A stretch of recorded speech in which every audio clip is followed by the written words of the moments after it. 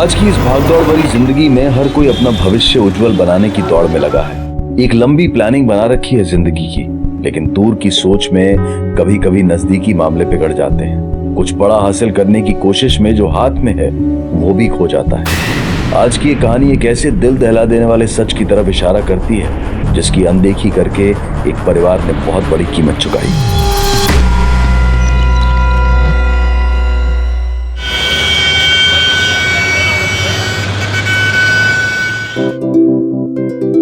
मम्मा, मैं आपको कितना मिस करता हूँ। आप फैक्ट्री क्यों गए? आई एम सॉरी बेटा, बस मम्मा अभी आती है आपके पास, बस थोड़ी देर में। पर हाँ अथर्व, तुम बाहर कहीं नहीं जाओगे अकेले, ठीक है? मम्मा आ रही है। फोन लगी मुझे, पापा से बात करो। अथर्व, एक काम करो बेटा, तुम पार्क चले आओ, डायरेक्ट खेलने। पापा, लेकिन मैं अकेले जाऊंगा। मम्मी आ जाएगी तुम्हें पार्क में लेने के लिए। ओके। ओके बच्चे।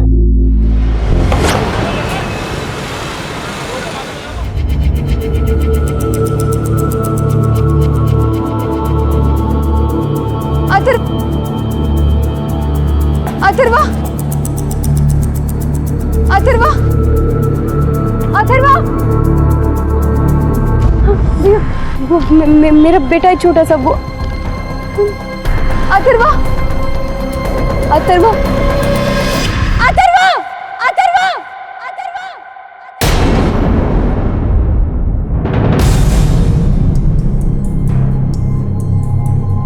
7 साल का है हमारा बेटा अथर्व, पता नहीं कहाँ चला गया, किस हाल में होगा वो। आपने उसे आखिरी बार कब देखा? सर शाम को लगभग 5 बजे बात हुई थी सर फोन पे उससे। उस समय वो साइकिल लेके पार्क में खेलने जा रहा था सर। किसके साथ? सर अकेले ही जा रहा था। एक काम करो बेटा, तुम पार्क चले आओ, डायरेक्ट खेलने। पापा, लेकिन मैं अकेले जाऊंगा। उसने ग्रे कलर की जैकेट पहनी थी जिसमें मैंने अपने हाथों से उसका नाम लिखा था। सर प्लीज उसे ढूंढ निकालो, हमारा इकलौता बेटा है वो, 4 साल बाद हुआ है। पता नहीं किस साल में होगा मेरा अथर्व। सर बस अभी आधे घंटे पहले उनका फोन आया था फिरौते के लिए। 15 लाख रुपए मांग रहे थे वो, और पुलिस को ना बताने की धमकी भी दी थी उन्होंने। आप लोग चिंता मत कीजिए, पुलिस को बताकर आप लोगों ने सही कदम उठाया। आप हमें वो नंबर दे दीजिए जहां से कॉल आया था, हम उस किडनैपर की लोकेशन ट्रेस कर लेंगे।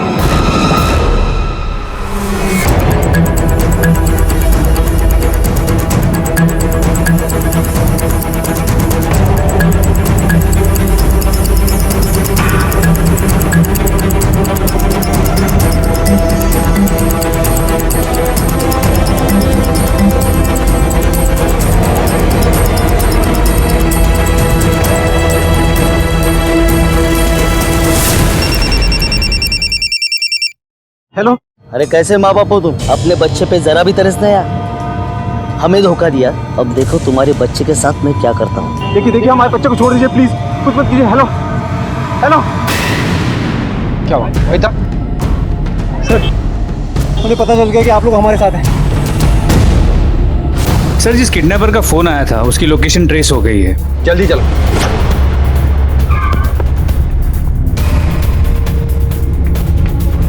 ये ताला तोड़। क्या सर? मिस्टर वहां देखो। सर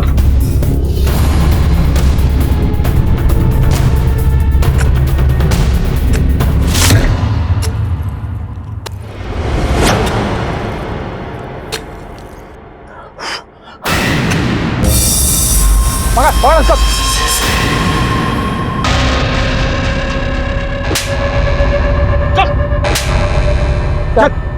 चेहरा तो बुरी तरह कुचल दिया ताकि शिनाख्त ना हो।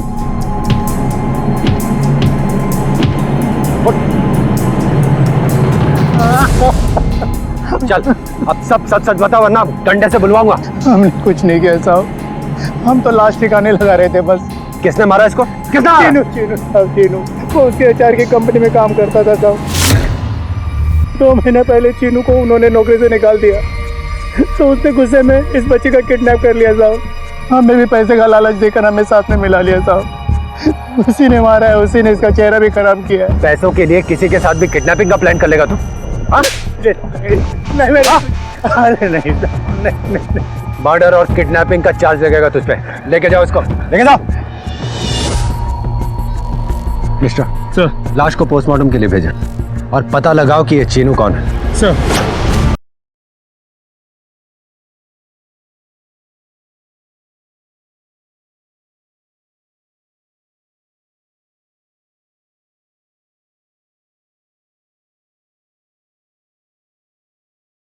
अपने बेटे अथर्वा के अपहरण और उसकी मौत के बाद राधा और समा टूट चुके थे।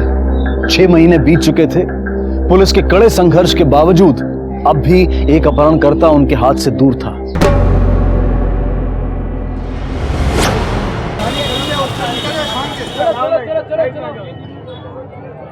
मम्मी आइसक्रीम दिलाओ ना। भाई साहब आप हिसाब करो, मैं अभी आई। चलो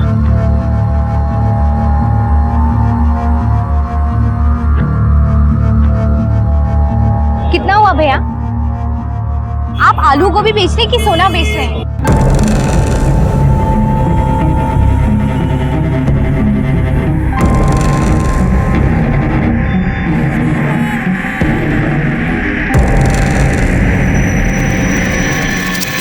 आपको 100 रुपए दूंगी मैं, उससे 1 रुपया भी ज्यादा नहीं दूंगी। अमन, अमन, भैया, भैया, अभी मैंने यहाँ मेरा बच्चा आया था, मैंने आइसक्रीम ली थी, आपने देखा? अमन, आपने मेरे बेटे को देखा क्या? अमन, अमन, अमन, मम्मा को छोड़ के ऐसे कहीं जाते हैं क्या बेटा? कहाँ थे आप? बहन जी, मोल भाव के चक्कर में ऐसे बच्चे को भूलना गलत है ना।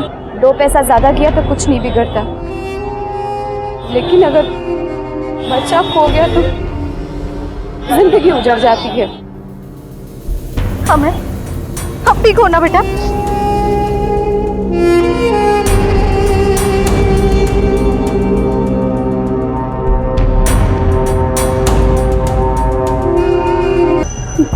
माँ, माँ जी, हम इसकी माँ है।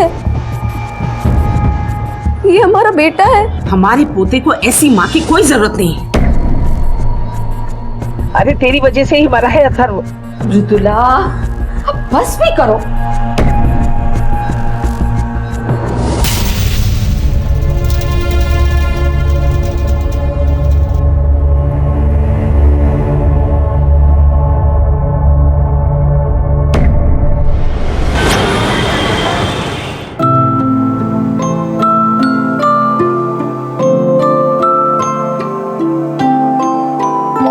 अथर्व, इतना ऊंचा नहीं बेटा, गिर जाओगे। अथर्व, अथर्व, मैं कह रही हूँ इतना ऊंचा। माँ, मैं आपका सुपरमैन हूँ, मुझे कुछ नहीं होएगा। अथर्व, मेरी बात सुनो।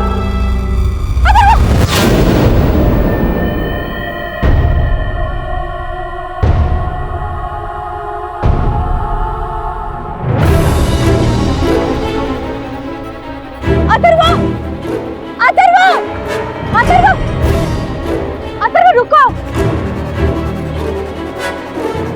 अथर्व,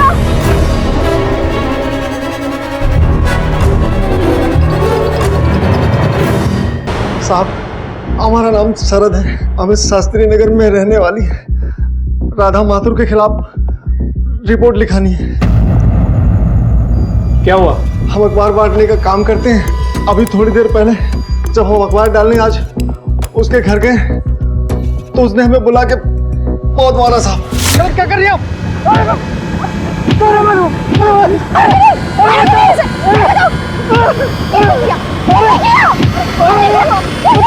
साहब, एकदम पागल हो रहे थे। ये तो अच्छा हुआ कि उसके घर वाले हमें आके बचा ली, नहीं तो वो आज हमको मार ही डालती। अजय, इनकी कंप्लेंट लिख लो। चलिए।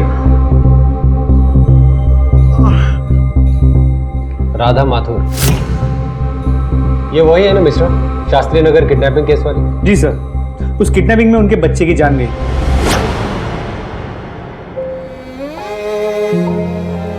क्या वाकई राधा ने अथर्वा को देखा था?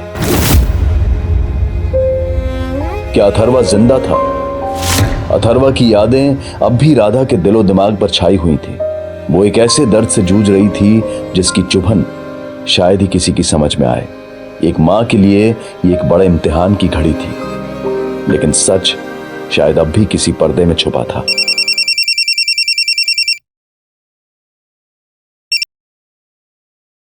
हेलो, वो ग्रे जैकेट तुम्हारे बच्चे का फेवरेट जैकेट है ना? हाँ, हेलो, कौन बोल रहा है? तुम्हारा बेटा अथर्वा भी जिंदा है। आप कौन बोल रहे हो? Hello, hello, hello. The number you have called is currently switched off. The number you have called is currently switched off.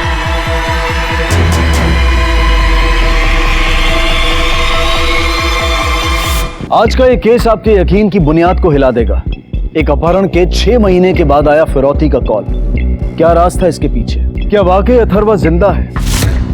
क्या सच में राधा ने उसे देखा है?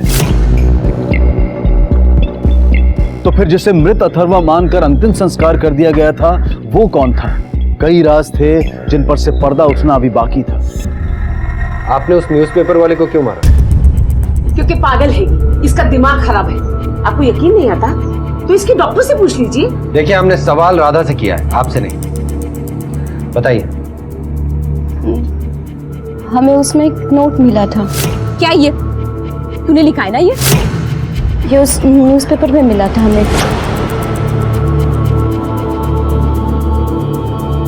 और इतना ही नहीं तो अथर्वा में पार्क में भी दिखा था, बस उसका चेहरा नहीं देख पाए हम।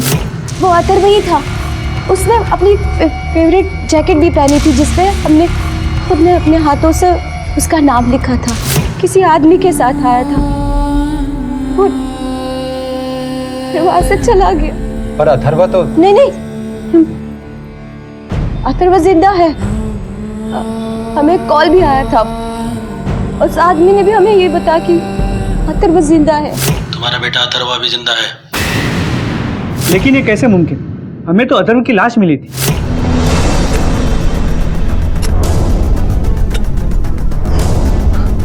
किसने मारा इसको? चीनू। अथर्वा का किडनैपर चीनू अभी तक लापता है, लेकिन अथर्वा के कपड़े देखकर आप ही लोगों ने उसकी लाश की शिनाख्त की थी। हाँ, हमने उस बच्चे का अंतिम संस्कार अपने हाथों से किया था, लेकिन हमारा दिल तब भी नहीं माना था।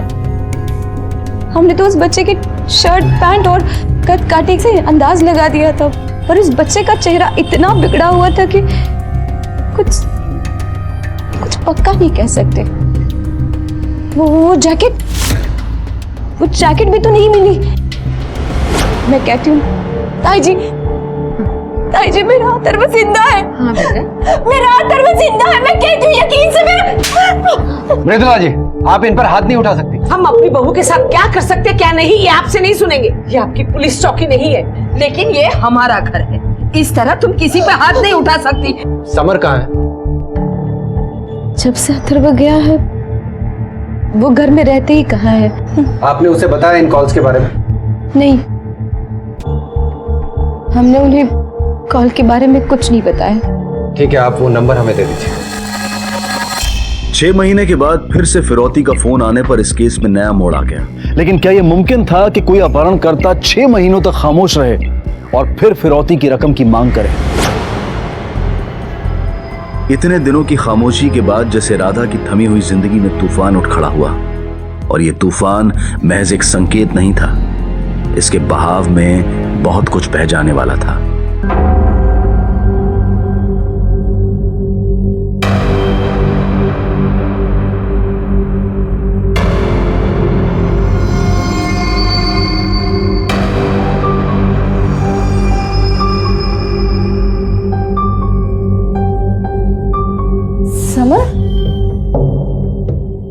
समर, आप कहाँ थे?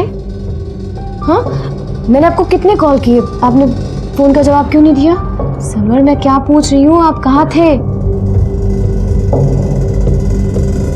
हमने तुमसे कभी पूछा है कि पिछले 6 महीनों से तुम कहाँ थी? पूछा है कभी?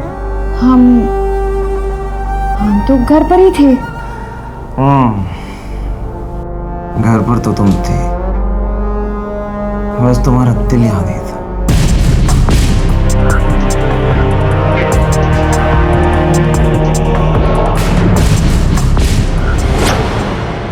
तुम्हारे नाम पर रजिस्टर्ड है ये नंबर। तुम्हारे ही नंबर से फिरौती का कॉल आया था। इन लोगों को कैसे जानते हो तुम? सर मेरे आईडी पे ये नंबर, सर ना ये नंबर मेरा है और ना ही मैं जानता हूँ। मेरा यकीन कीजिए सर, इस किडनैपिंग और मर्डर से मेरा कोई लेना देना नहीं है। हाँ सर, ये सारे आईडीज हमारे ही हैं, पर हमने ऐसे किसी भी पेपर पे ये नंबर नहीं लिया। 13 जुलाई को सुबह से शाम कहाँ थी? सर उस दिन मैं शहर में ही नहीं था, दिल्ली गया था अपने दोस्त की एक शादी में। सर मैं एक स्कूल टीचर हूँ, स्कूल में एक्स्ट्रा क्लासेस थे, मैं वही थी। सर दोनों की बातें मेरे को सस्पिशियस नहीं लगा, लगता है कि सच बोल रहे हैं।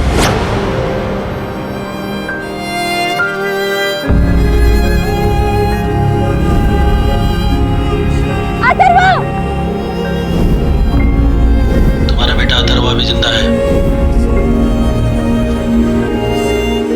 अथर्वा मर चुका था।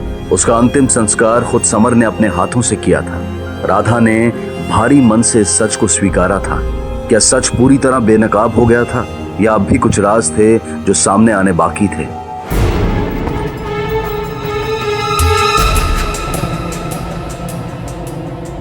मुझे तुम्हारी बात का यकीन है, लेकिन उस कॉलर के बारे में तुम्हें पुलिस को नहीं बताना चाहिए था। अगर उस किडनैपर को पता चल गया तो राधा, तुमने फिर से वही गलती कर दी।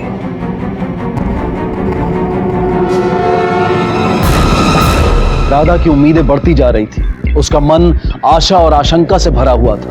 दूसरी तरफ पुलिस अपनी पूरी कोशिश कर रही थी। वो छोटी से छोटी बात को भी बारीकी से टटोल रही थी, क्योंकि उन्हें ऐसा लग रहा था कि कोई करीबी राधा की कमजोरी का फायदा उठाकर उसे नुकसान पहुंचाना चाहता है। कहीं राधा किसी की नफरत का शिकार तो नहीं बन रही थी? पागल हो गए तुम? दिमाग खराब हो चुका है तुम्हारा? क्या बकवास कर रही हो कि अथर्वा जिंदा है? आपको तो खुश होना चाहिए समर। खुश होना चाहिए? सच तो यह है कि अथर्वा मर चुका है। हमने अपनी इन्हीं हाथों से उसका अंतिम संस्कार किया है। राधा, जब से वो गया है तब से हम देख रहे हैं, एक बार भी पलटकर आपने उसकी तस्वीर नहीं देखी। पता नहीं कौन सी दुनिया में खोए हैं आप। उसके दर्द में लिपटे हैं वो, क्योंकि आप जानते हैं कि जो भी कुछ हुआ है उसके जिम्मेदार आप हैं। हम जिम्मेदार हैं। मुझे मत भूलो राधा कि पुलिस को बताने का फैसला हम दोनों का था, सिर्फ हमारा नहीं। लेकिन उसे पार्क में अकेले भेजने का फैसला सिर्फ और सिर्फ आपका था। एक काम करो बेटा, तुम पार्क चले आओ, डायरेक्ट खेलने। पापा लेकिन मैं अकेले जाऊंगा। मम्मी आ जाएगी तुम्हें पार्क में लेने के लिए। ओके। हाँ? तुम ठीक कह रही हो। हमने खुद अपने बेटे को मारा है, मर चुका है वो। कि भगवान के लिए ये सब बकवास बंद करो कि वो जिंदा है।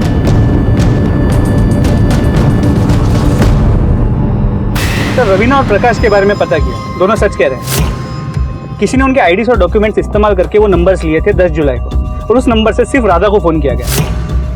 पर कोई ऐसा करेगा क्यों? प्रकाश और रवीना के हिसाब से उन्होंने पिछले 1-1.5 साल में अपने आईडीज किसी को नहीं दिए, तो फिर किडनैपर के पास उनके आईडीज कहां से आए और वो चाहता क्या है?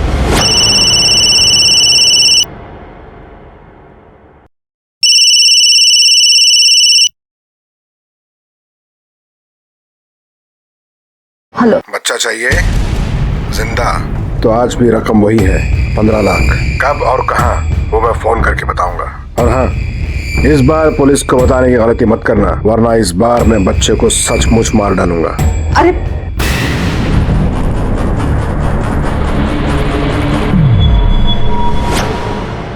ताई जी, आपने हमें क्यों नहीं बताया? क्योंकि हम जानते थे कि इस बात का तुम पर क्या असर होगा। इस पर असर होगा? असर तो हम सब पे हो रहा है, इसके साथ साथ हम सब पागल हो रहे हैं। देखिए, ये जो भी है, आप लोगों को इमोशनली मैनिपुलेट करके फिरौती की रकम हासिल करना चाहे। उसे पता है कि आप लोग फिरौती के लिए मान जाएंगे। आप लोग वो नंबर हमें दे दीजिए जिससे कॉल आया था।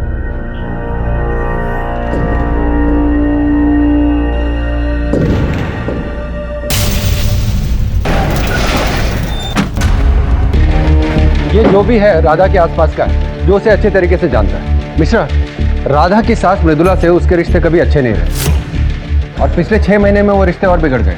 और वो राधा को पागल ठहराने की कोशिश भी कर रही है। राधा के साइकोलॉजिस्ट से मिलते हैं, जिससे वो काउंसलिंग ले रही है। उससे हमें राधा की दिमागी हालत के बारे में पता लगेगा।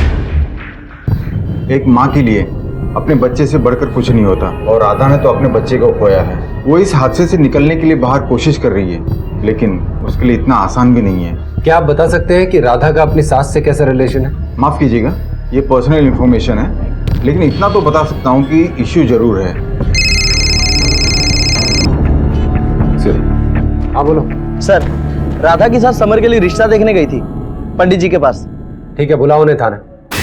हाँ, हम अपने बेटे की दूसरी शादी कराना चाहते थे, क्योंकि राधा हमें बिल्कुल पसंद नहीं थी। हमें अपने घर के लिए घरेलू बहू चाहिए थी, ना कि राधा जैसी आधुनिक बहू।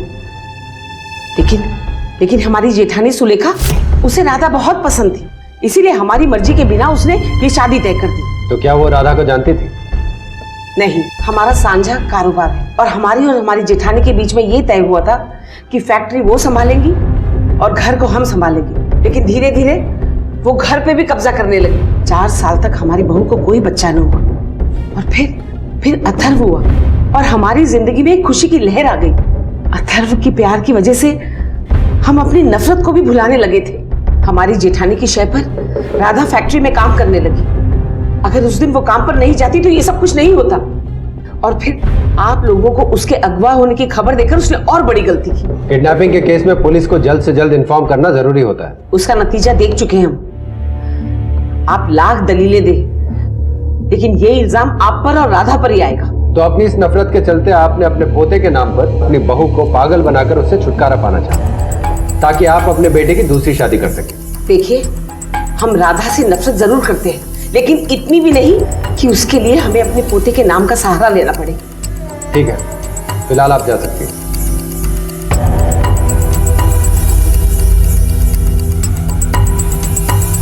मृदुला पे नजर रखो, पता करो कि हाल फिलहाल में ये किसी अनजान या सस्पिशियस आदमी के टच में तो नहीं आई है। और ये भी पता करो कि जब कॉल्स आए थे तब ये कहां थे। सर,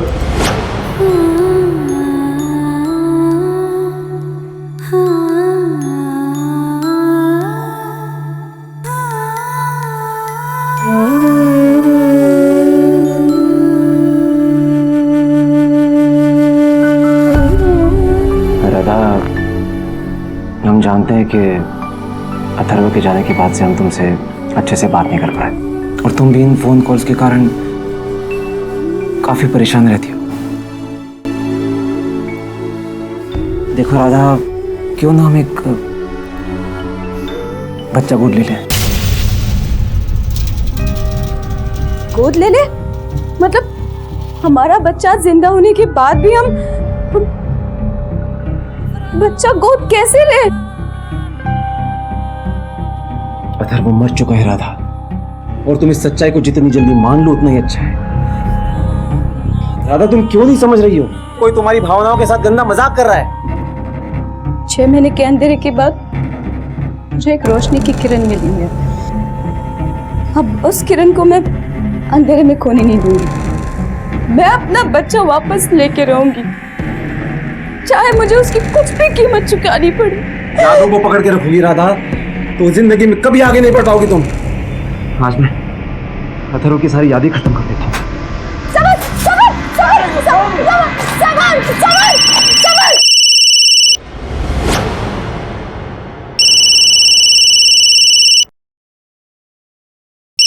मम्मा प्लीज मुझे बचा लो, मम्मा मुझे। अथर्व, अगर तुमने फिर से पुलिस को बताया तुम्हारा बेटा जिंदा नहीं बचेगा।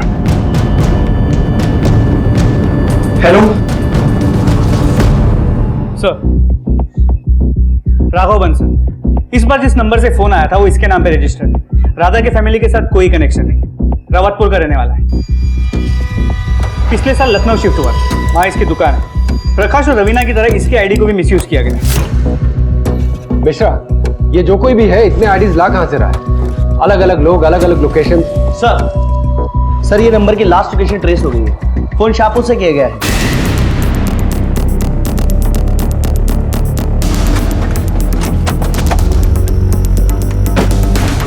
ठीक से देखो, उस तरफ चेक करो। वहां सर।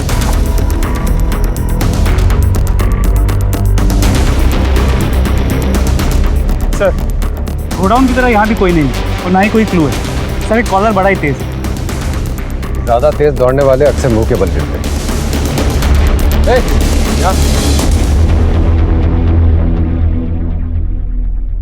साहब, यहाँ पर किसी को आते जाते देखा है? वाह, हाँ देखा है साहब। क्या देखा है? गाड़ी, बड़ी सी गाड़ी। बड़ी गाड़ी मतलब क्या, वैन, टेम्पो? हाँ टेम्पो। एक बच्चा बैठा था और चला गया। बच्चा? कैसा बच्चा? चेहरा देखा उसका? नहीं, 8-10 साल का बच्चा था, बैठा और चला गया। ठीक है, जा। सर क्या राधा की बात सच हो सकती है? वो बच्चा अथर्व हो सकता है। तो मिश्रा, एक शराबी की बात पर भी कैसे भरोसा किया जाए? चलो। ये भी तो पॉसिबल है कि अथर्व की मौत का कोई सोची समझी साजिश के तहत फायदा उठाना चाहता हूँ। हो सकता है। अब ये बात तो वही बता सकता है जिसने अथर्वा को आखिरी बार देखा था। कौन सा बच्चा साहब? हम समझे नहीं। जब डंडा अंदर जाएगा ना तो सब समझ में आ जाएगा। जिस बच्चे को तुझे गाड़ते हुए रंगे हाथों पकड़ा था उसकी बात कर रहे हैं हम, अथर्वा की। वो लाश अथर्वा की नहीं थी साहब, वो किसी लावारिस बच्चे की थी। तो फिर अथर्वा का क्या हुआ? चीनू ले गया उसे।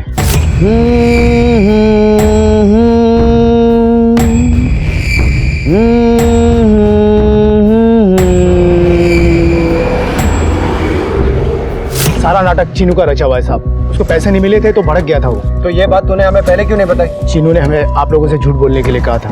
उसके बदले वो हमारे परिवार की मदद करेगा, पर साहब उसने हमारे परिवार को पलट कर भी नहीं देखा। अब तक तो सिर्फ राधा ही थी जो अथर्वा के जिंदा होने का दावा कर रही थी, लेकिन अब समर ने भी फोन पर एक ऐसे बच्चे की आवाज सुनी थी जो काफी हद तक अथर्वा जैसी ही थी। ऊपर से बब्बन ने भी अपनी बात बदल दी थी।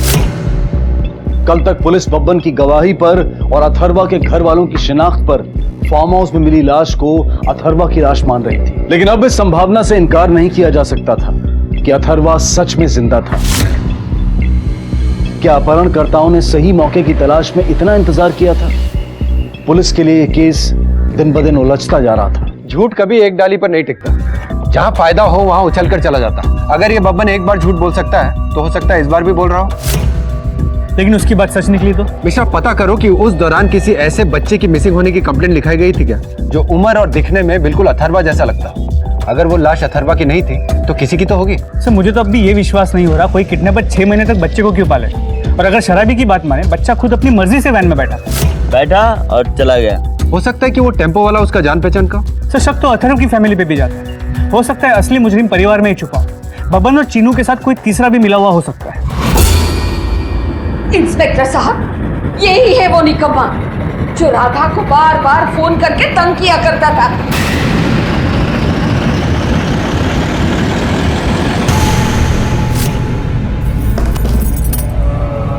अरे शांति, कैसे चल रही हो?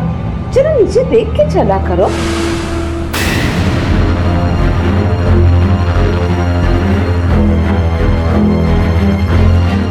Miss you. ये कचरा तुम्हें कहाँ से मिला? निखिल भैया के रूम से मिला कचरा। जब काम वाली ने हमें बताया कि वो कचरा उसे इसके रूम में से मिला था, तब हम फौरन इसके रूम में गए और देखा तो पेपर के बहुत सारे टुकड़े पहले से ही वहां पड़े हुए थे।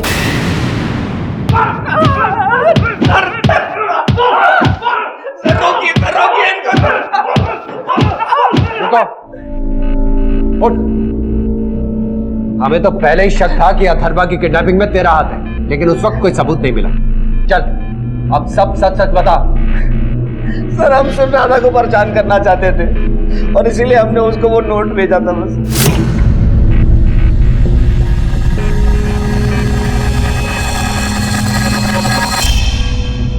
क्यों किया तुमने ऐसा? क्योंकि हम राधा के जरिए अपनी माँ को चोट पहुंचाना चाहते थे। उन्होंने हमें हमेशा समर से कम ही आका। अब तो उनके सगे बेटे हैं ना, लेकिन बिजनेस में भी उन्होंने हमेशा समर को आगे रखा। हम उनकी नजरों में हमेशा से बुरे बेटे थे। और अपनी इस नालायकी में तुमने अथर्वा को किडनैप किया और फिर उसका मर्डर कर दिया। अब तो उनके सगे बेटे हैं ना, लेकिन बिजनेस में भी उन्होंने हमेशा समर को आगे रखा। हम उनकी नजरों में हमेशा से बुरे बेटे थे। और अपनी इस नालायकी में तुमने अथर्वा को किडनैप किया और फिर उसका मर्डर कर दिया। नहीं सर, हमने ना ही अथर्व को किडनैप किया और ना ही उसका मर्डर। हमने कोई राधा को फोन कॉल भी नहीं किए, बस राधा को पहला नोट भेजा था, इसके अलावा हम कुछ नहीं जानते। हम सिर्फ अपनी माँ का प्यार पाना चाहते थे सर, लेकिन अथर्व के किडनैपिंग और मर्डर के बाद भी हमारी माँ पूरी तरह से समर की हो गई। अगर इतना ही दिमाग तुमने अपने बिजनेस में लगाया होता तो शायद आज तुम्हारी माँ तुम्हें भी पसंद करती। सर, निखिल के कॉलर रिकॉर्ड्स और लोकेशंस को वेरीफाई किया, कुछ गड़बड़ी नजर नहीं है, लगता है कि सच कह रहा है। निखिल का पहले भी उस किडनैपर चीनू से कोई कनेक्शन नहीं निकला था, तो फिर और कौन हो सकता है?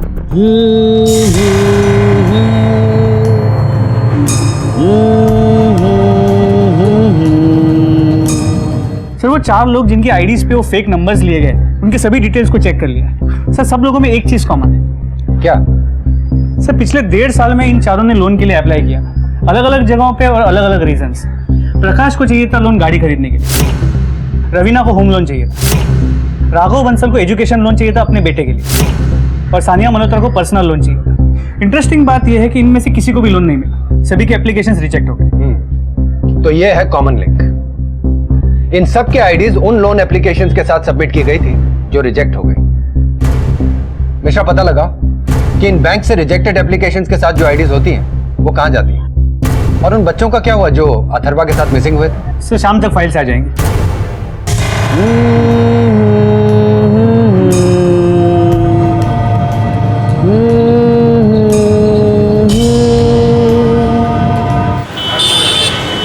सर, अथर्व के डिस्क्रिप्शन से मैच करता हुआ सिर्फ एक ही बच्चा है जो उस दौरान गायब हुआ, तो वो केस भी अब तक क्लोज नहीं हुआ है। सर, नाम राहुल है, 14 जनवरी को विवेकानंद नगर से गायब हुआ था। मिश्रा, हो सकता है ये वही बच्चा हो जिसकी लाश हमें मिली थी, या फिर ये भी हो सकता है कि ये सब एक इत्तेफाक है। हाँ, बोलो। क्या? सर, राधा और समर दोनों गायब हैं। साहब, कल शाम से दोनों गायब हैं। हमें तो बहुत चिंता हो रही है। वो घर से किस वक्त निकले थे? पता नहीं, पर हाँ साहब, कल हमने उन दोनों को उन्हीं के कमरे में देखा था शाम को, करीबन 7-8 बजे। साहब, हमारे सारे गहने भी चोरी हो गए। कल ही हमने बैंक से निकलवाए थे। आपने अपने सारे गहने घर पे लाके क्यों रखे थे? फिरौती के लिए। सब इनकी वजह से हुआ है। इन्होंने पैसे देने से मना कर दिया, इसीलिए हमें बैंक से गहने निकालने पड़े ताकि पैसों का इंतजाम हो सके, लेकिन वो भी चोरी हो गए। हमें तो लगता है ये सारे पैसे राधा और समर ने ही चोरी किए हैं। अगर राधा और समर ने फिरौती के लिए ये पैसे लिए हैं, तो मृदुला जी को क्यों नहीं बताया? वो तो तैयार थी। ये राधा और समर अचानक से कहां चले गए, और वो भी ज्वेलरी लेकर? कहीं ऐसा तो नहीं कि वो किडनैपर को फिरौती की रकम देने गए हो चोरी छिपे? सर, उन दोनों के कॉल रिकॉर्ड्स मंगवाए। इसके अलावा वो 4 लोग जिनके आईडीज पे वो फेक नंबर्स लिए गए, उनके बारे में भी पता लगा। उन्होंने जिन कंपनी में लोन के लिए अप्लाई किया था वहां पे भी बात की, तो पता चला जिन लोगों के लोन रिजेक्ट होते हैं उन सभी के पेपर्स एक ही टेलीमार्केटिंग कंपनी को फॉरवर्ड होते हैं, बिग रीच। पता लगाओ कि इस कंपनी में किस किस को इन डॉक्यूमेंट्स का एक्सेस मिलता है सर, और हमें इस चीनू को भी जल्द से जल्द पकड़ना होगा। हर पीसीआर, ट्रैफिक पुलिस और अपने खबरी नेटवर्क को फिर से अलर्ट करो। सर, ये राधा और समर के कॉल रिकॉर्ड्स है। ये दोनों रेगुलर एक अननोन नंबर के टच में हैं, और वो नंबर पीसीओ का है। पता करो किस पीसीओ का है। सर, मिश्रा, हमें समर के ऑफिस जाके उसके फाइनेंशियल स्टेटस के बारे में भी पता लगाना होगा। उसने अपने घर में चोरी अपने बच्चे के लिए की है या फिर कोई और बात है?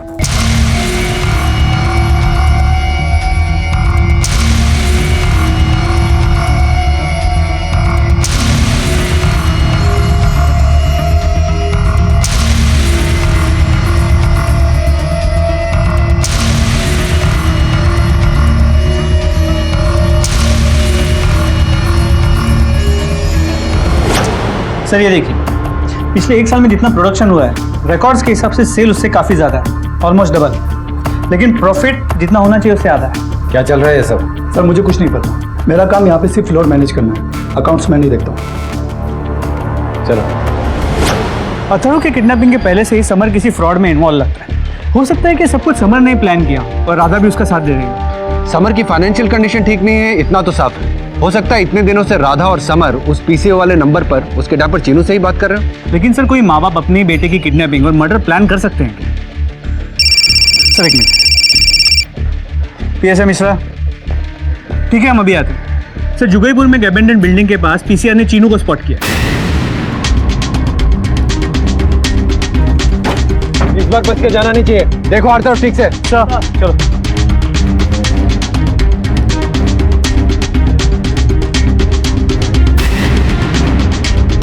सर, चीनू। इसका मतलब हमारा शक सही था। चीनू और बब्बन के अलावा कोई तीसरा भी इस केस में इन्वॉल्व। सर, ये बता रहे थे यहाँ पे किसी को आते जाते देखा है। किसको देखा? पहचान सकते हो? नहीं सर, शक्ल तो नहीं दिखा, लेकिन कोई औरत थी। औरत?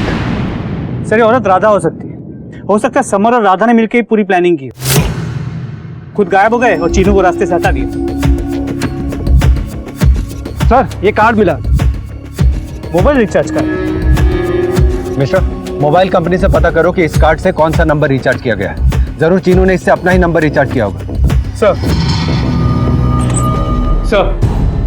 चीनू के कॉल डिटेल्स आ गए। एक नंबर से वो रेगुलरली टच में, और राधा या समर नहीं। अथर्वा की किडनैपिंग में आप ही का हाथ था ना? हाँ, बस अब ये हम सारी बातें अपने अंदर नहीं रख सकते। क्यों किया आपने ऐसा? शायद अपनी झूठी अहंकार की वजह से। हमारे और मृदुला के पति के मरने के बाद हमने अपना बिजनेस अपने बलबूते पर खड़ा किया था और हमारा बिजनेस ठप होता जा रहा था। हमें पैसों की सख्त जरूरत थी और मैं ये भी जानती हूँ कि मृदुला के पास 10-12 लाख के गहने थे। वो गहने आप मृदुला से मांग भी तो सकते। कैसे मांगती?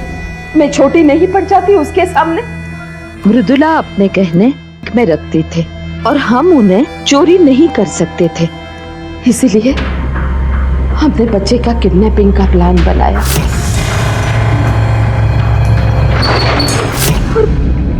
और हम वो गहने निकालने के लिए घर वालों को ये बताने ही वाले थे कि अथर्वा किडनैप हो गया है। पर उससे पहले समर और राधा ने पुलिस में अथर्वा की मिसिंग कंप्लेन कर दी। हम बहुत डर गए थे और इसीलिए हमने चीनू को फोन करके कहा कि वो अथर्वा को छोड़ दे। हमने कहा ना कि हम ऐसा कुछ नहीं कर सकते, तुम अथर्वा को छोड़ दो। ए बुढ़िया, तुझे क्या मैं बेवकूफ लगा? एक तो तूने मुझे 1 लाख रुपए देने का वायदा किया और अपनी बात से अभी पलट रही है। देख, अब प्लान कैंसिल नहीं होगा। ये सब आपने हमें पहले बता दिया होता तो अथर्वा को ढूंढने में आपकी ये इन्फॉर्मेशन हमारे काम आ जाती। सर, हमने कहा ना कि हम बहुत डर गए थे, पर हम कुछ कर पाते उससे पहले चीनू ने अथर्वा को तड़पा तड़पा के मार डाला। चीनू को कब मारा? 3 दिन पहले। अथर्वा की किडनैपिंग और बाद में उसकी मौत को लेकर चीनू हमें फोन करके ब्लैकमेल करता रहता था। हमें पता था कि अथर्वा 6 महीने पहले ही मर चुका है और वो अथर्वा ही था जिसकी लाश बब्बन ने ठिकाने लगाई थी और जिसका अग्नि संस्कार खुद समर ने ही किया था। और अब लग रहा था कि वो चीनू ही है जो राधा को फोन करके और पैसे निकलवाना चाहता है। ये लोग कहीं उसकी बातों में आकर और पैसे ना दे दे, इसलिए हमने ही गहने चुराए। एक ही बार सारा पैसा लेकर सारा मामला खत्म करने के लिए वहां बुलाया। ये लो तुम्हारे पैसे, अब हमारा हिसाब खत्म, समझे?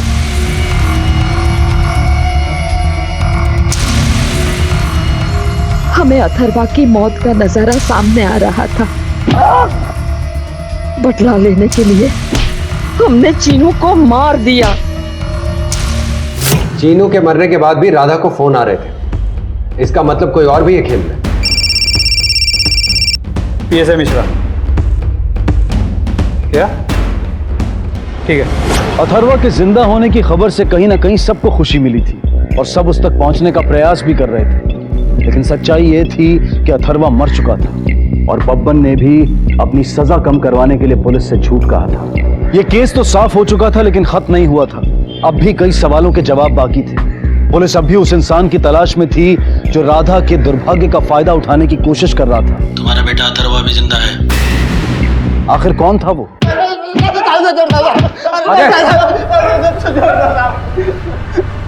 बताता हूँ साहब, बताता हूँ। बोल। मैं लोगों के आईडी प्रूफ देता था साहब। किसको? साहब वो साइकोलॉजिस्ट उमेश बख्शी को साहब। अरे मारा ऐसे कैसे आप लोग घुसे आए? अभी बताते, तलाशी लो। सर, ये उनमें से एक नंबर है जिससे राधा को फोन किया गया। मतलब हो ना हो ये तीनों नंबर भी वही हैं।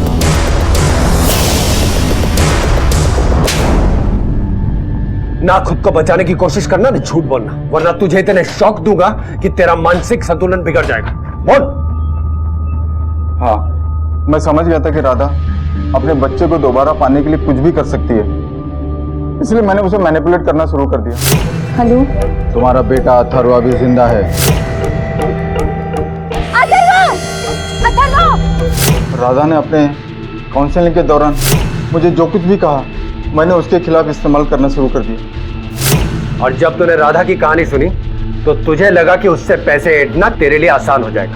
मैं अपने मकसद में कामयाब भी हो जाता अगर आप लोग बीच में ना आते तो। इंसान को कामयाबी मेहनत से मिलती है, किसी को धोखा देकर या अपराध करके नहीं। अब अपनी बाकी की प्रैक्टिस जेल में करना। लेके चलो इसको। Sorry sir. सर, पीसीआर से रिपोर्ट आई, समर और राधा को आजाद नगर में देखा गया। क्या हो रहा है सब? हाँ, पकड़ो इन सबको, किसी को मत छोड़ना। चलो पकड़ो, लेके जाओ सबको। ये क्या करने जा रहे थे आप लोग? अपनी किडनीज बेचने जा रहे थे? सर, हमारे पास कोई दूसरा रास्ता ही नहीं बचा था सर। फिरौती वाले पैसे मांग रहे थे और उनको देने के लिए कुछ नहीं बचा था सर हमारे पास। अथर्व को कैसे लाते हम लोग सर?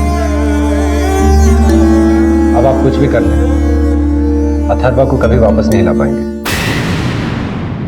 वो सचमुच मर चुका है।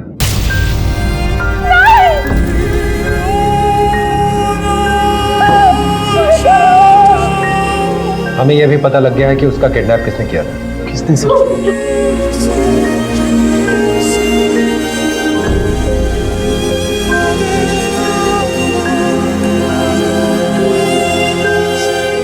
बहुत पुरानी कहावत है कि अपने दुख को अपने मन के अंदर ही रखें, क्योंकि कई बार लोग इसका फायदा उठाने की कोशिश करते हैं। और फिर यह भी एक कहावत है कि दुख बांटने से ही कम होता है।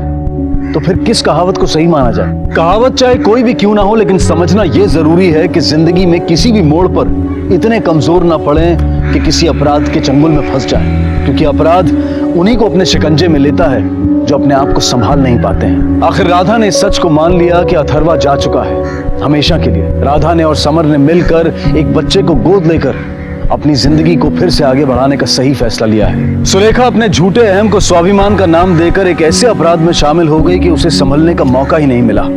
उसकी एक भूल ने न सिर्फ उसके घर को उजाड़ दिया, बल्कि उसे जेल की काल कोठरी तक पहुंचा दिया। बुरे वक्त में हम सब टूटकर बिखरते हैं, लेकिन जितनी जल्दी हम अपने आप को समेट लें उतना ही हमारे लिए अच्छा होता है। नमस्कार, आदाब। क्राइम पेट्रोल डायल 100 में आप सबका स्वागत है। सवालों के जवाब न मिलने पर बच्चे खुद एक सवाल बन जाते हैं। माँ बाप, शिक्षक, दोस्त, भूमिका चाहे जो भी हो, लेकिन बच्चों के साथ समय बिताना, उनसे बातचीत करना बेहद आवश्यक बन चुका है। ये जरूरी नहीं है कि बातें सिर्फ पढ़ाई तक ही सीमित रहें। रोजमर्रा के आम विषयों के साथ साथ ऐसे कई नाजुक विषय हैं जिनके बारे में बच्चों के मन में सवाल उठते हैं, और सही मार्गदर्शन ना मिलने पर बच्चे अक्सर भटक जाते हैं। तो क्या 14 वर्ष के नवीन के साथ भी यही हो रहा था?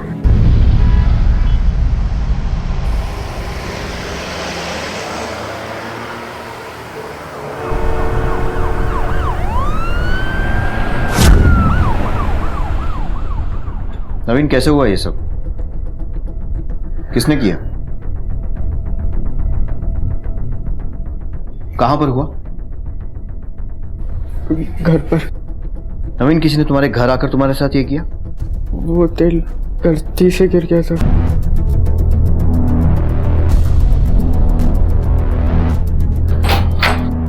ना एक लड़का किसी से भी आंख नहीं मिला पा रहा है। डेफिनेटली कुछ ना कुछ तो छुपा रहा है। सर, शायद उसके साथ ये सब किया है, उससे डर रहा हूं, या फिर उसे बचाने के लिए।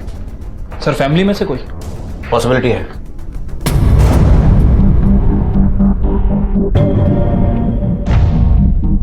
सर, मैं घर पर भी उसके साथ रहती हूँ, स्कूल में भी साथ रहती हूँ, उसी स्कूल में टीचर हूँ। मुझे लगता था कि मेरा बेटा हमेशा मेरी नजरों के सामने है, उसे कभी कुछ नहीं हो सकता, लेकिन फिर उसके बाद ये सब। ये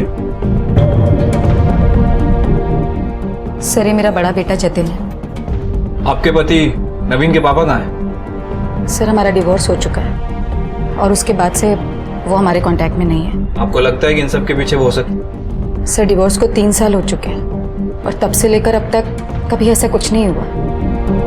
एग्जैक्टली क्या हुआ तो बताएंगे? सर, मैं और जतिन स्कूल से घर लौटे थे। आपके पड़ोसियों ने कोई आवाज नहीं सुनी? नवीन दर्द के कारण चिल्लाया तो होगा। चौकीदार ने किसी को घर में आते जाते भी नहीं देखा? सर, मैंने वॉचमैन से भी पूछताछ की थी, वो भी बोल रहा था कि उसने भी किसी को नहीं देखा। सर, मुझे लगता है कि नवीन ने शायद अपने आप ही। कहीं ऐसा तो नहीं कि नवीन को कोई प्रॉब्लम थी? I mean, क्या वो डिप्रेस था या फिर कोई मेंटल प्रॉब्लम?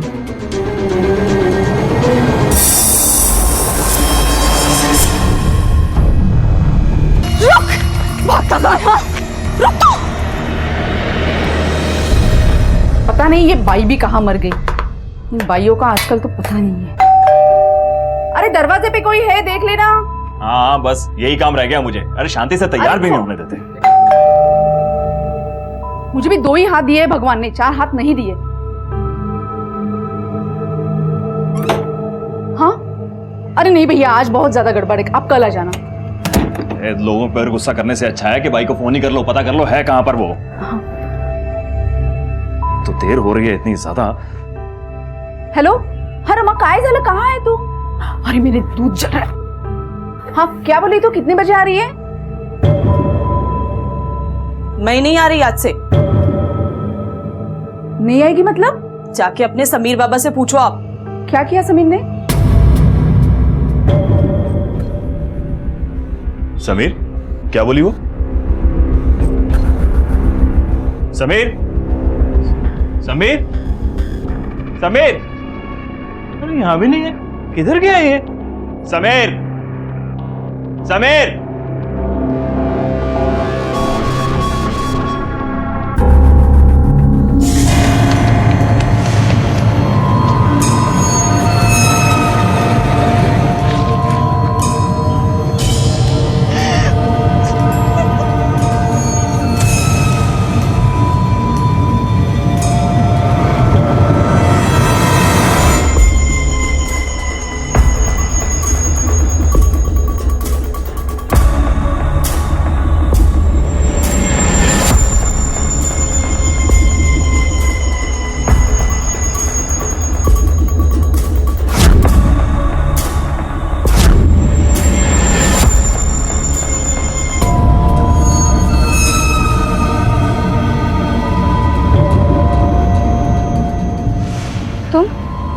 क्या हुआ?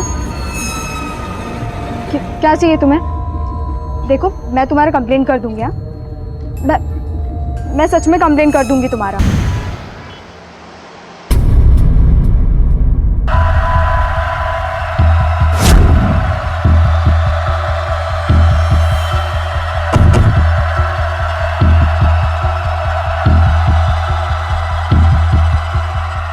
यहां नवीन अपने आप को यातनाएं देने पर तुला हुआ था। समीर घर से गायब और आयशा का भयानक बलात्कार। क्या ये तीनों घटनाएं एक दूसरे से जुड़ी हुई थी? जब बच्चों को उनके सवालों के जवाब नहीं मिलते तो बच्चे खुद एक सवाल बन जाते हैं और जवाब में हमें मिलती है दिल दहला देने वाली जुर्म की दास्तां। नवीन, दरवाजा खोल! नवीन, दरवाजा खोल! नवीन, दरवाजा खोल!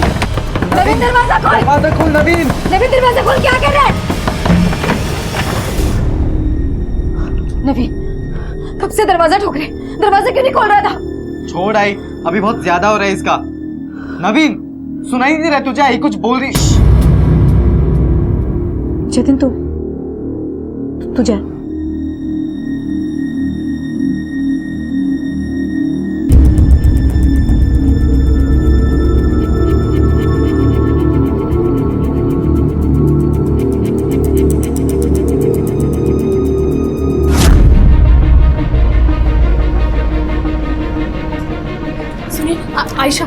आयशा मलिक। हाँ। हमें फोन आया था यहाँ से, उसे यहाँ लाया गया। क्या हुआ है? क्यों लाया इधर? वो एक्सीडेंट हुआ उसका। किधर हुआ? एक्सीडेंट स्पॉट कौन से एरिया में था? आपने पुलिस को कंफर्म किया? देखिए प्लीज आप पहले पुलिस को इन्फॉर्म कर दीजिए। रेप हुआ उसका, कहाँ है अब?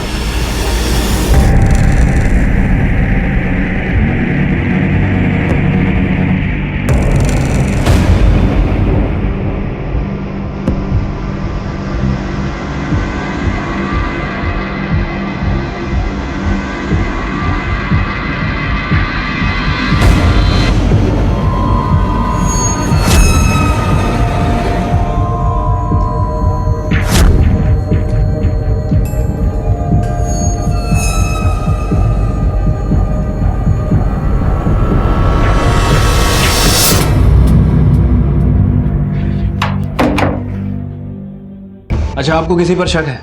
I mean, पिछले कुछ दिनों में आयशा को किसी ने धमकाया हो, डराया हो, या कोई फोन वगैरह ऐसा कुछ? ऐसा तो कुछ नहीं हुआ। बहुत सुलझी हुई लड़की है, पढ़ाई में हमेशा आगे, बहुत खुश रहती है। पता नहीं किसी ने उसके साथ ऐसा क्यों किया। देखिए, हम लोगों ने जांच शुरू कर दी है, लेकिन आयशा का बयान मिलना बहुत ज़रूरी है उन लोगों को पकड़ने के लिए जिन्होंने ये सब किया है। सर, आपको ऐसा लगता है कि इस हालत में उसका स्टेटमेंट लेना चाहिए? समीर के सारे दोस्तों को फोन कर लिया मैंने, लेकिन कहीं भी नहीं है। स्कूल में भी किसी ने नहीं देखा उसे। तो मुझे क्या बता रही है? तू माँ है उसकी, तेरे को पता होना चाहिए वो कहाँ गया। क्या माँ है लगा रखा है? आपने एक बार भी फोन करके या घर पे आके पूछा? क्या ये आपकी जिम्मेदारी नहीं है? जिम्मेदारी की बात कर रही है। सुबह से शाम तक मर मर के पैसा कमाता हूँ, तब इस टेबल पर खाना आता है। जिम्मेदारी मत सिखा मुझे। अगर तुझे इतनी प्रॉब्लम है ना, तेरी 2 टके की पॉलिसी का काम मैं संभालता हूँ। ये ले लेके जा, तू जाके पैसे कमा, जाके ऑफिस में जा। समीर को कुछ हो गया होगा तो? अरे कुछ नहीं हुआ होगा। क्या हम पुलिस में जाके रिपोर्ट करें? कोई जरूरत नहीं है पुलिस स्टेशन जाने की। खुद गया है वो, खुद आ जाएगा।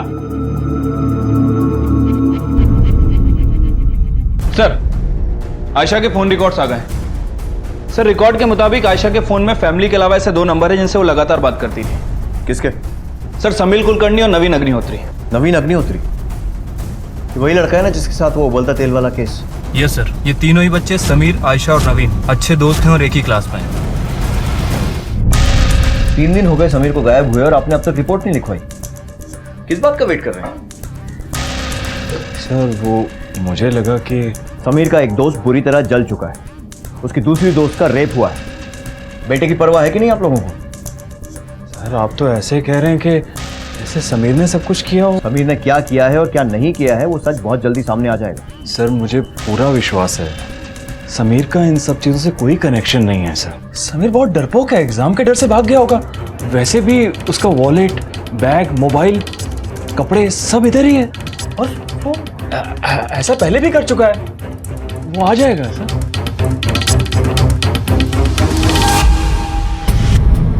सॉरी,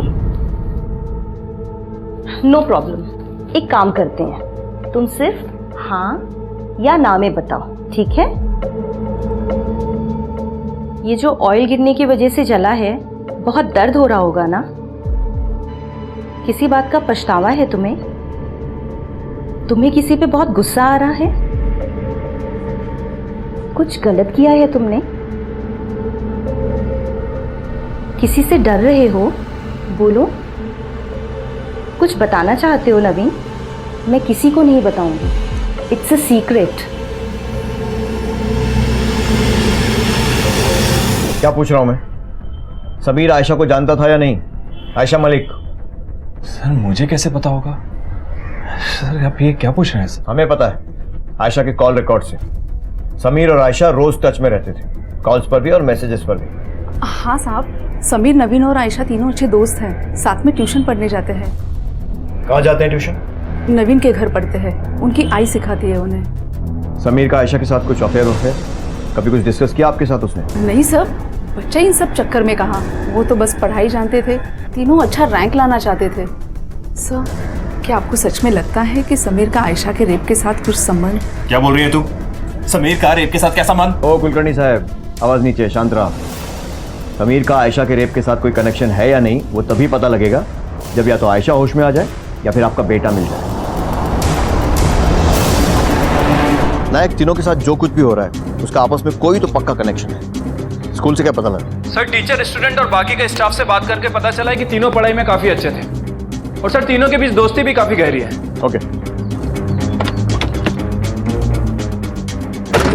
समीर की फोटो दूसरे पुलिस स्टेशन में सर्कुलेट करवाओ और उसके घर के आसपास भी पूछताछ करो, शायद उसे किसी ने देखा हो।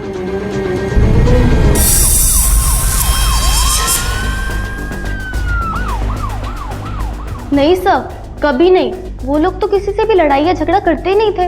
अच्छा, ये तीनों आपस में कैसे हैं? वो तीनों तो बहुत अच्छे फ्रेंड्स थे और उनका ग्रुप भी बना हुआ था और हर क्लास एक्टिविटी में तीनों साथ में ही पार्टिसिपेट करते थे। सर दूसरे क्लास का तो मुझे पता नहीं, लेकिन मेरे क्लास में बिल्कुल वेल बिहेव थे और मुझे कभी कोई टेंशन हुई ही नहीं। और सर अगर कभी ऐसा होता लड़ाई झगड़ा वगैरह तो दूसरे टीचर्स डेफिनेटली देखते और मुझे नहीं लगता कि ऐसा कुछ हुआ होगा। अपनी ही दुनिया में खोए रहते थे। टीनेज में ऐसा अक्सर होता ही है, may be hormone changes and all, mood swings, पर कभी भी तीनों में से किसी ने किसी को तंग नहीं किया। Thank you.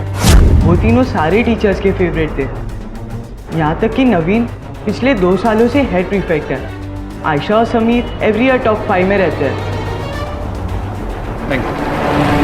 4 अप्रैल को 4 और 6 बजे के बीच नवीन कहाँ था? घर पर ही होगा। घर पर ही होगा मतलब? आपको कंफर्म पता नहीं है? सर मैं और जतिन स्कूल में थे और नवीन घर पर ही था। हॉस्पिटल से 1 दिन पहले ही लौटे थे हम लोग, तो डॉक्टर ने उसे आराम करने के लिए कहा था। आपको लगता है कि नवीन आयशा के साथ कुछ?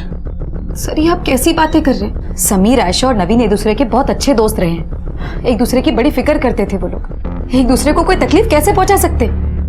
तीनों आपके यहाँ आते थे ना ट्यूशन के लिए? हाँ सर, मतलब और भी स्टूडेंट्स थे, वो सब एक साथ आते थे। अच्छा, पिछले कुछ दिनों में आपने इन तीनों के नेचर में कुछ अजीब सा नोटिस किया? समीर और आयशा को तो पता नहीं, लेकिन हाँ नवीन बड़ा चुपचाप सा रहने लगा था। किसी से कोई बात नहीं, किसी को कोई जवाब नहीं, खुद को रूम में बंद करके रखना। नवीन, बड़ा क्या बात है? क्या प्रॉब्लम है? आई को नहीं बताएगा? कोई आया था उस दिन घर पे? किसने किया ये सब? बताना बेटा, कहीं तूने खुद से कुछ? ये सारी चीजें होने लगी थी। पता नहीं क्यों मुझे ऐसा लग रहा है कि नवीन के साथ कुछ तो हुआ है। क्या हम नवीन से बात कर सकते हैं? जी अभी वो सो रहा है।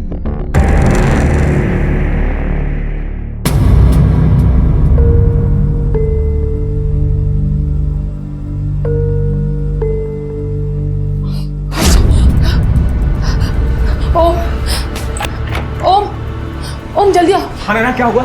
आयशा को होश है, जल्दी से डॉक्टर को बुलाओ। मैं डॉक्टर को बुला के लेकर आ रहा हूँ। डॉक्टर! सर ये नवीन हमसे कुछ ना कुछ छुपा रहा है। सर मुझे लगता है कि इसे ऐसा कुछ पता है जो इसके माँ बाप को नहीं पता। नवीन कैसे हुआ ये सब? किसने किया? या फिर शायद कुछ ऐसा है जो माँ बाप जानते हैं और छिपाने की कोशिश कर रहे हैं। इन तीनों की फैमिली की पूरी इन्फॉर्मेशन निकलवाओ, बैकग्राउंड, आपस में रिलेशन कैसे हैं, सब कुछ। Okay sir. देखो आयशा, मैं फिर से पूछ रहा हूँ, तुम्हें कुछ तो याद होगा? किसने की तुम्हारे साथ जबरदस्ती? तुम चाहती हो ना कि वो पकड़े जाएं? कौन था वो? कोई पहचान वाला? क्या वो समीर था? समीर कुलकर्णी या फिर नवीन अग्निहोत्री? हाँ है ना, गॉड से क्या, चुप भी हो जाओ। तुम जितना रोगी आयशा की हिम्मत उतनी टूटेगी। तुम्हें क्या पता, वो मेरी बेटी है। तुम्हारी अपनी बेटी रहती तो तुम्हें पता चलता। सिर्फ मैं जानती कि मुझ पर क्या बीत रही है। आयशा के स्टेपफादर ओम का बैकग्राउंड चेक करवाओ, तब तक मैं समीर के फादर प्रताप कुलकर्णी की इन्फॉर्मेशन निकलवाता हूँ। सर आयशा के सौतेले फादर का एंगल तो समझ में आता है। सौतेला बाप है, बेटी के साथ कुछ भी कर सकता है। लेकिन सर समीर के फादर का? एक बच्चा अपने आप को चोट पहुंचाने पर तुला हुआ है, एक गायब है और एक के साथ रेप हुआ है, और इनमें से 2 नवीन और आयशा कुछ भी कहने को तैयार नहीं। वो दिल गलती से गिर गया था। देखो आयशा, मैं फिर से पूछ रहा हूँ, तुम्हें कुछ तो याद होगा? किसने की तुम्हारे साथ जबरदस्ती? इसका मतलब डेफिनेटली कुछ ना कुछ तो छुपा रहे हैं। इसके 2 ही कारण हो सकते हैं नायक, या तो डर या फिर गिल्ट। अब हमें पता ये लगाना है कि उन्हें किस बात का डर है। कौन सा राज था जो नवीन, आयशा और समीर छिपा रहे थे? क्या इसी राज की वजह से विवश होकर समीर भागा था? क्या समीर का हमलावर इस रहस्य के बारे में जानता था? आखिर कौन सा रास्ता ले जाने वाला था पुलिस को अपराधी तक? डर का या दोष का?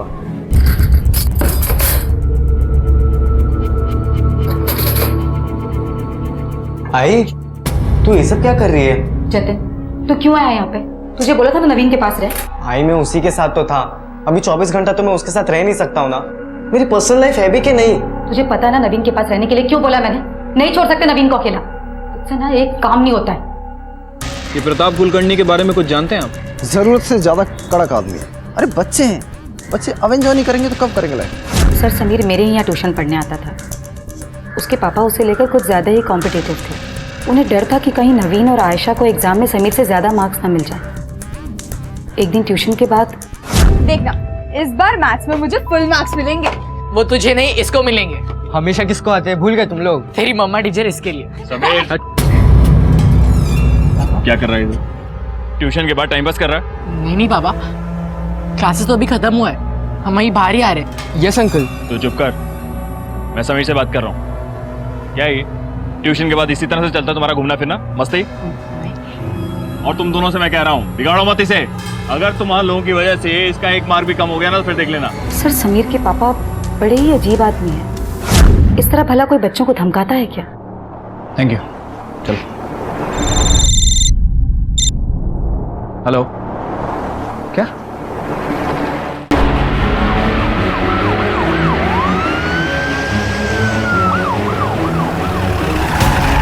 समीर कुलकर्णी की गला दबा के मारा गया। किसी ने कुछ देखा आसपास? नहीं सर, पूछताछ किए, ना ही किसी ने कुछ देखा और ना ही सुना। Okay sir.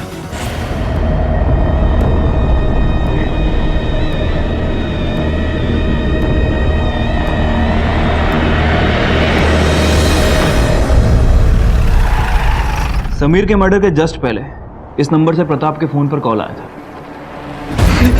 एक तो सर मेरा बेटा मरा है सर, उसके बाद भी आप मुझसे पूछताछ कर रहे हैं? डेथ का टाइम 8:30 से 10 के बीच में 6 अप्रैल को कहाँ था? सर, मुझे कैसे याद होगा सर? याद आया? हाँ सर, वो 8:30 से 10। हाँ सर, मैं रोज की तरह काम से आ जाता हूँ और सर उसके बाद मैं वॉक के लिए जाता हूँ। हाई ब्लड प्रेशर है ना सर मुझे। अच्छी तरह जानता हूँ, पारा चढ़ते देर नहीं लगती। बहुत मारता था ना समीर को, और उस दिन मार ही दिया उसे। नहीं सर, मैं क्यों मारूंगा सर? मेरा बेटा था वो, हम तो खुद ही उसे ढूंढ रहे थे। तू ऐसे नहीं बोलेगा ना? हाँ सर नहीं।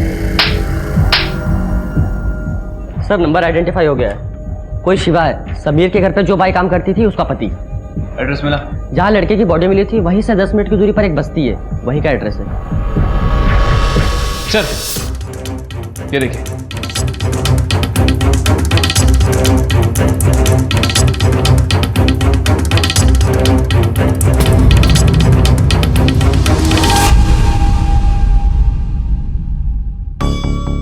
मालूम नहीं सर,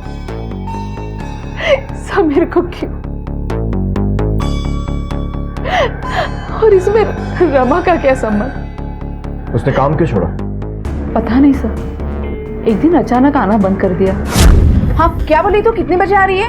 मैं नहीं आ रही आज से। नहीं आएगी मतलब? क्या हुआ? जाके अपने समीर बाबा से पूछो आप। जब तक मैं समीर से बात करने गई, समीर चला गया था और फिर वापस आया ही नहीं। आपने ये बात हमें पहले क्यों नहीं बताई? मैं नहीं जानती थी कि समीर के गायब होने का रमा से कुछ ताल्लुक हो सकता है। ऐसा कुछ है क्या सर? अभी जांच जारी है, कुछ कह नहीं सकते। सर, मेरे पति को छोड़ दीजिए। ये स्वभाव से कड़क जरूर है, लेकिन अपने ही बच्चे को नुकसान नहीं पहुंचाएंगे। अगर निर्दोष होंगे तो बहुत जल्दी घर पहुंच जाएंगे।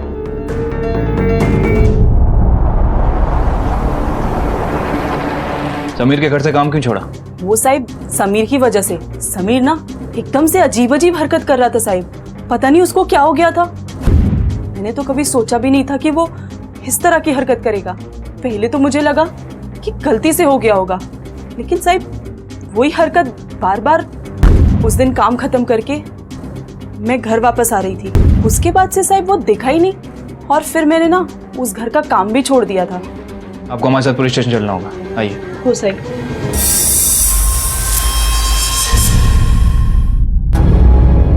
चलो हट, बोलना चालू कर। फोन किया समीर के बाप को?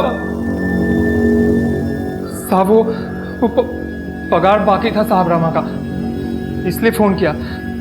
सर सैलरी चाहिए था उसे अपनी बीवी का, पैसे मांगने के लिए फोन किया था सर उसने। साहब मैंने पैसा लेके ही काम छोड़ा था, क्योंकि अगर वो लोग बाद में नहीं देते तो कौन रोज रोज चक्कर लगाता। तो जानते हैं आप?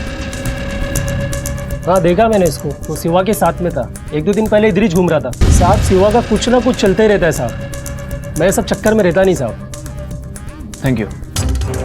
हेलो सर, बस्ती में पूछताछ करके पता चला है कि उस रात समीर शिवा के साथ ही था। ठीक है, एक काम करो, तुम पुलिस स्टेशन आ जाओ। प्रताप और शिवा के कॉल ट्रायंगुलेशन रिकॉर्ड्स मिल गए, कहानी धीरे धीरे क्लियर हो रही है। Okay sir. साहब सीधे सीधे बंद। साहब उसको मैंने बताया कि उसके लड़के ने गलत हरकत किया है मेरी रमा के साथ। अंदर बंद कर रखा है उसे। करने का क्या है साहब? करना क्या है? इतनी गंदी हरकत की है, मार चाहे कुछ भी कर उसको, मुझे कुछ लेना देना नहीं है उससे, जो करना है कर। वो साला प्रताप घूम के चला गया और बोला जो करना है कर। हाँ सर बोला था, लेकिन सर मुझे क्या पता था कि वो समीर को जान से मार डालेगा। सर मैंने तो सोचा था कि वो समीर की थोड़ी पिटाई करेगा जिससे समीर सबक सीख जाए, लेकिन उसने समीर को जान से मार डाला। साहब वो रोने लगा, माफी मांगने लगा मुझसे, बताया कि उसने बाथरूम में देखा रमा को नहाते वक्त, तभी से उसके बारे में ही सोचने लगा। मुझे पता चला साला उसकी तो मूंछ भी नहीं निकली अभी तक, और तभी सब मेरी सटक गई और ऊपर से साला भाग गया। साहब 14 साल के छोटे बच्चे की जान ले ली और पूछता मिस्टेक क्या है? साढ़े यहीं पे।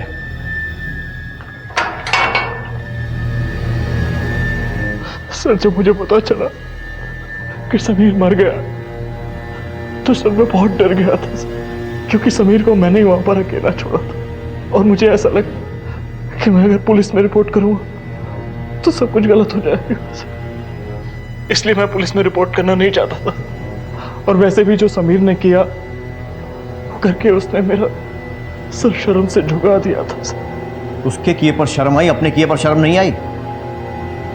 बेटे की मौत पर लोग टूट जाते हैं, जिंदगी बर्बाद हो जाती है, और तुझे दुख या गुस्से की बजाय डर लगा। शिवा को तुम मर्डर और किडनैपिंग में अंदर करेंगे ही, तू भी जेल में सड़ेगा अपने खुद के बेटे के कत्ल में साथ देने के लिए। सर गलती। बड़ी अजीब बात, क्यों किया होगा समीर ने? सर स्कूल में तो सब उसकी तारीफ कर रहे थे, होनहार लड़का है, हमेशा टॉप 5 रैंक में आता था। फिर ऐसा क्या हुआ कि इतने सुलझे हुए लड़के ने इतनी घटिया हरकत कर दी? सर हो सकता है कि एक फेस हो, बड़ा हो रहा था, अपने आप पे कंट्रोल नहीं रख पाया, क्योंकि समीर ने जब रमा के साथ ही हरकत की उसी समय के आसपास आयशा के साथ भी रेप हुआ था। सर कहीं समीर नहीं आयशा का? हमें नवीन और आयशा के पेरेंट्स से बात करनी चाहिए, क्योंकि समीर की मौत के लिए तो काफी हद तक उसका फादर जिम्मेदार है, जिसने उसे बचाने की बजाय मौत की तरफ ढकेल दिया। कहीं नवीन और आयशा के साथ भी तो ऐसे ही कुछ नहीं हो रहा है? हो सकता है सर। नवीन की मां को पूछताछ के लिए बुलाओ और आयशा के सौतेले बाप के बारे में पता लगाओ। Okay sir. आयशा के फादर के बारे में कुछ जानती हैं? उनके घर का मामला है, हमें क्या लेना देना। Thank you. तो आप ओम के कलीग्स थे? जी हाँ, पहले वो मेरे साथ ही काम करता था, फिर उसका डिवोर्स हुआ। ओम का डिवोर्स हुआ? उसकी बीवी, मतलब तब की बीवी हर्षा ने कितना तमाशा किया था ऑफिस में, क्या क्या इल्जाम लगाए थे ओम पर, इसीलिए ओम ने ऑफिस भी छोड़ दिया। Thank you.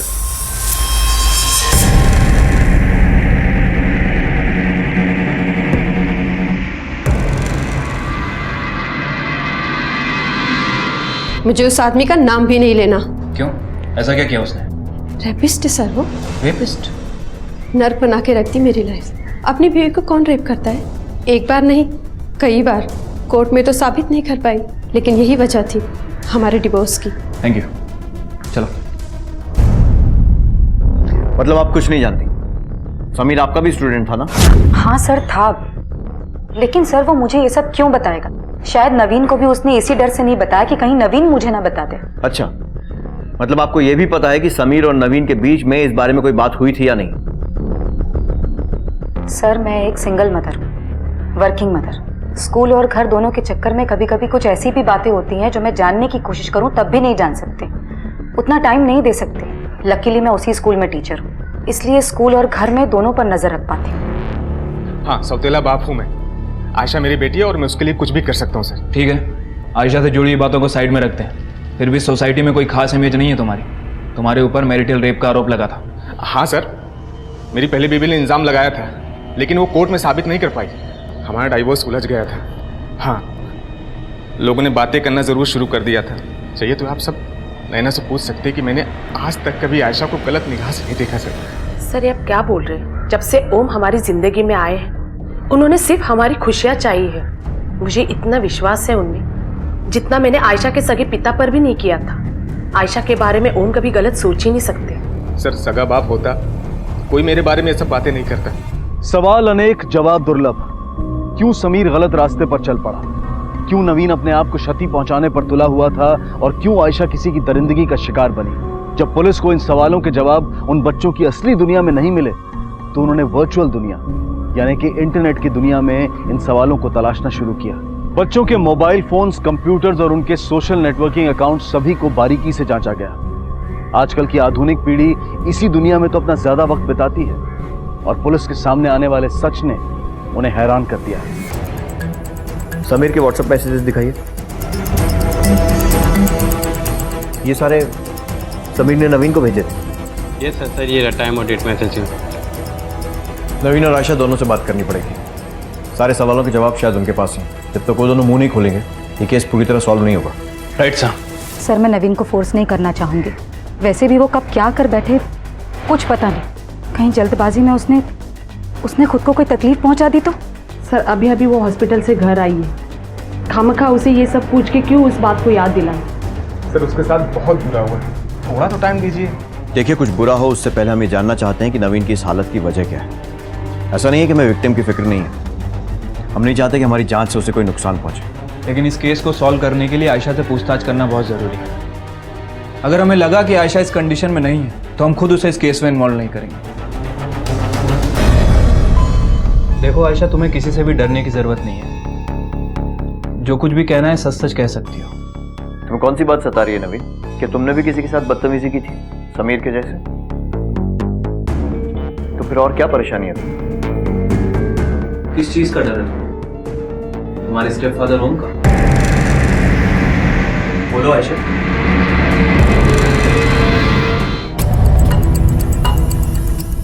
समीर का मोबाइल हमने अनलॉक करवाया है। बहुत सारे फोल्डर्स हैं उसमें और उनमें पॉर्न वीडियोस भी हैं और स्कैंडल के एमएमएस भी। और हमें यह भी पता है कि उसने तुम्हें ये वीडियोस भेजे थे। मैंने कुछ नहीं देखा था, मैंने सब डिलीट कर दिया था। क्यों? क्योंकि तुम्हें ये सब खराब लगा था और इसीलिए तुम अपने आप को पनिश कर रहे हो। क्यों चोट पहुंचाना चाहते हो अपने आप को?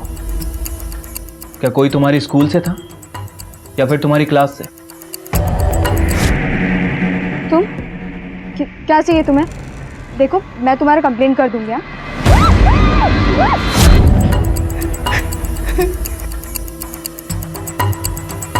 क्या तुम्हें लगता है कि ये सब वीडियोस वगैरह इनका आयशा के रेप से कोई कनेक्शन है?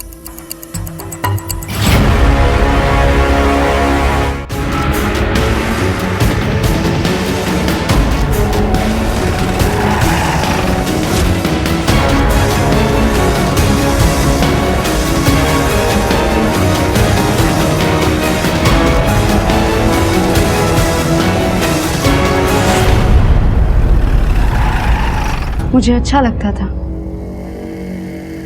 इससे पहले भी मैंने किया था।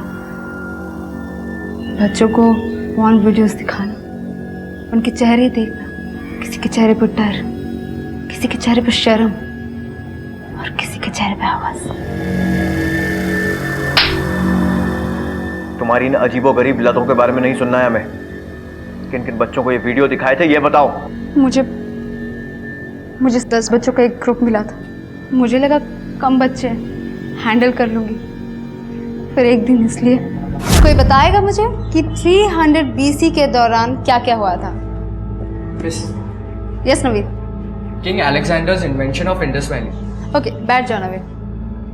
लेकिन उस दौरान कुछ और भी हुआ था, समथिंग वेरी इंपॉर्टेंट। कौन बताएगा मुझे? Anyone guess? No one? अच्छा चलो मैं तुम लोगों को बताती हूँ। चलो सब आ जाओ आगे आगे। अरे आ जाओ बाबा, कम फास्ट। फास्ट कम आ जाओ। अच्छा सारे बच्चे टॉप रैंकर्स थे, कोई फेल तो दूर की बात है, कोई एक मार्क्स भी खोना नहीं चाहता था। तो कुछ बच्चे डर गए, कईयों को शर्म आ गई, लेकिन उनमें से कुछ बच्चों को वीडियो अच्छा लगने लगा। फिर मैं उन बच्चों को वीडियो दिखाने लगी और उन्हें वीडियो भेजती भी थी।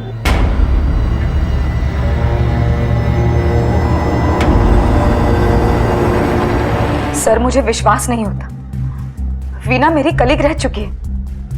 कोई टीचर अपने स्टूडेंट्स के साथ इतना घिनौना काम कैसे कर सकती है? मैं सपने में भी नहीं सोच सकती थी। स्टूडेंट्स की जिंदगी बर्बाद करती। Sir this is shocking. हमें उस टीचर के अगेंस्ट एक्शन लेना चाहिए, स्कूल से हमें बात करनी चाहिए सर। उसे उसके किए की सजा जरूर मिलेगी, don't worry. I am sorry sir, लेकिन मुझे अपने आप पे घिन आने लग गई थी। किसी लड़की या किसी औरत को देखना भी नहीं चाहता था, आई को भी नहीं। अगर आई के बारे में गंदे ख्याल आ जाते तो, इसीलिए मैंने ये सब किया, अपने आप को पनिश किया। मैंने कंट्रोल करने की बहुत कोशिश की थी, लेकिन वीना मैम रोज नए नए वीडियोस लाती थी। वो हमारे फ़ोन में भी वो वीडियोस भेजती थी और रोज हमारे साथ बैठकर वो वीडियोस देखती थी। मैं ये सब चीज़ रियल में एक्सपीरियंस करना चाहता था। हमारी इस घिनौनी हरकत ने 3 बच्चों की लाइफ खराब कर दी। एक बच्चे की जान चली गई, 4 परिवार बर्बाद हो गए। सड़ो यहीं पर। मासूम बच्चों को कच्चे मिट्टी की तरह जिस सांचे में ढाल दिया जाए वो ढल जाते हैं। इनके मन में कई सवाल उठते हैं, कई धारणाएं जन्म लेती हैं, खासकर यौन व्यवहार और यौन इच्छा को लेकर। ये बेहतर होगा कि हम इन महत्वपूर्ण विषयों पर खुद उनसे बातचीत करें। अक्सर बच्चे खुद इन सवालों के जवाब ढूंढने की फिराक में गलतियां कर बैठते हैं। वीना ने अपने विद्यार्थियों के साथ जो कुछ भी किया वो बेहद गलत था और उसे इस अपराध की सजा भी मिली। लेकिन सोचिए, अगर इन बच्चों को सही तरीके से सही वक्त पर माँ बाप, टीचर्स या फिर ट्रेंड काउंसलर द्वारा यौन शिक्षा दी गई होती तो शायद इन अपराधों को टाला जा सकता था। चलिए आने वाली पीढ़ी का भविष्य हम खुद तराशें, खुद संवारें, खुद उन्हें सही और गलत की पहचान सिखाएं। यौन अपराध और अपराधियों की निंदा करना तो जरूरी है, लेकिन उससे भी ज्यादा जरूरी है इन अपराधों को रोकना, और इन्हें रोकने की जिम्मेदारी हम सब की है। अब मैं अनूप सोनी आपसे विदा लेता हूं, फिर मुलाकात होगी अगले एपिसोड में एक और चौंका देने वाले केस के साथ। तब तक अपना और अपने परिवार का ख्याल रखें और देखते रहें क्राइम पेट्रोल डायल 100। सबक एक को सीख हम सबको। जय। क्राइम पेट्रोल्स के और भी दिलचस्प कहानी देखने के लिए हमारे चैनल को सब्सक्राइब करें और बेल आइकॉन दबाना न भूलें।